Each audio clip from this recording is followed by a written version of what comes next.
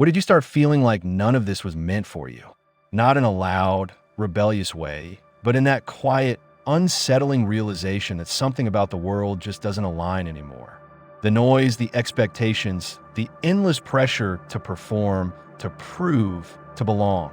It started to feel artificial, forced, like a script you were never supposed to follow. And instead of fighting it, you step back. That's what most people don't understand about men like you. They think you're withdrawing because you're weak, because you failed, because you couldn't compete. But the truth is far more uncomfortable than that. You didn't walk away because you couldn't handle society. You walked away because you finally saw through it. You saw how much of it runs on validation, on people chasing approval from strangers who are just as lost. You saw how conversations became performances, how relationships became transactions, how success became something you display rather than something you build. And once you see that clearly, there's no going back, because pretending becomes exhausting. You start noticing things you wish you didn't. The forced laughter, the exaggerated confidence, the subtle desperation behind people trying to prove their worth in every interaction. And while others are caught in that cycle, competing for attention like it's oxygen, you feel something inside you pulling in the opposite direction. Silence, distance, control. It doesn't happen overnight. It's gradual. You talk a little less. You observe a little more. You stop explaining yourself to people who were never try to understand you in the first place. And strangely, the less you say, the more clearly you see. That's when the shift begins.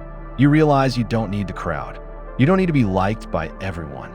You don't need to prove your value in rooms that never recognized it to begin with. And once that realization settles in, something changes permanently. You become selective with your time, with your energy, with who gets access to you. And that's exactly why people start labeling you. They call you distant, cold, detached, arrogant. But what they're really reacting to is the fact that you're no longer available for their expectations. Because the system relies on participation.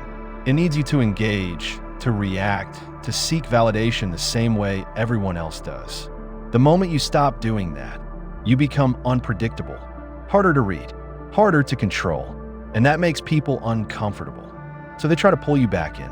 They question you. They challenge you. They try to make you explain yourself again to justify why you're different now. But you don't. Not anymore. Because you've realized something most never will.